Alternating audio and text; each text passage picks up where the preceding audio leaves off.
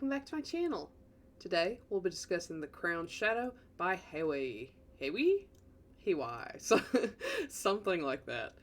Now before we get started, there will be spoilers, so if you don't want to be spoiled on this manhwa, go ahead and click off now. No worries, I'll catch you next time. Now for those of you left behind, let's go over some content warnings. There may be references to kidnapping, abuse, and sexual assault and or rape, as these things do appear in the manhwa. Now, if that's your level of spice, let's go ahead and get started. As always, let's start with a quick synopsis. A random boy from Korea finds himself in another world. While traversing this foreign land, he comes face to face with someone who looks and sounds identical to him, like his otherworldly doppelganger.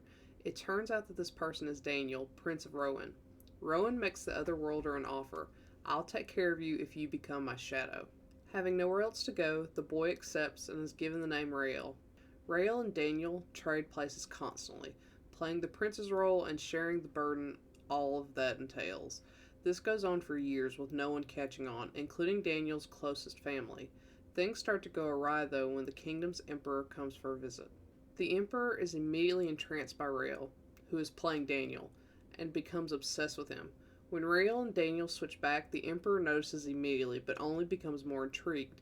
Finally, on the day the emperor is set to leave Rowan, he goes to Daniel's father and asks for a single night with his son, and in exchange, he'll give him trade routes and mines. It is an offer the kingdom of Rowan cannot refuse.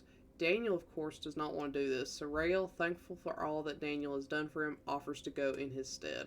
Rael goes and ends up spending 3 nights with the emperor before they part ways, and even Rael has to admit that he fell for the emperor, but he admits they may never meet again and moves on.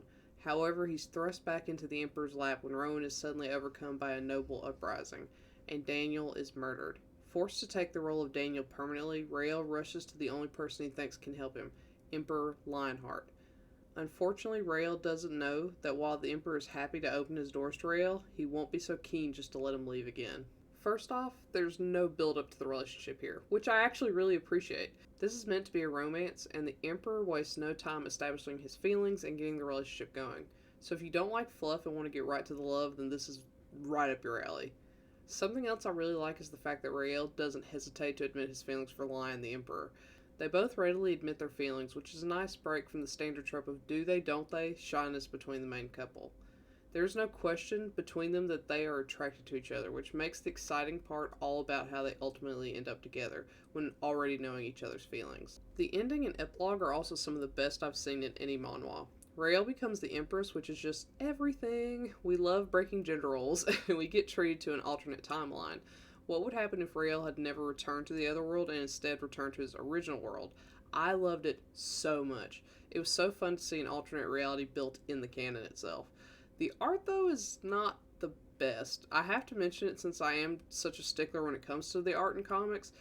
It is entirely passable, though, and I think for how fun and funny the story is, the art almost fits it better because of its imperfections. Regardless, though, it is by no means terrible, and the premise is good enough, in my opinion, to forgive any rough patches of art. However, I would be remiss if I didn't mention how toxic the relationship is between the Emperor and Rael. That wasn't the best, and this was partly why I appreciate the alternate universe so much, as it took out some of the more toxic portions, though they were still toxic regardless. The Emperor kidnaps Rael and holds him hostage, goes on a bloody rampage to recapture him after he escapes, and even kidnaps Rael's brother for a time and forces him to imitate Rael so that way he can pretend Rael is there. It's beyond toxic at this point, so I have to discourage anyone who is impressionable in that way or who may be triggered by such things. With all that being said, overall this was a super fun read. I really enjoyed it despite the toxicity of the relationship. However, I do think they made out the toxicity as just a joke to enhance the comedy of the series, and for that reason I can't readily recommend it to anyone. I'd be lying, though, if I didn't admit that I did really enjoy their romance and fell in love with their love in the end. So, have you read The Crowned Shadow? If so, what do you think?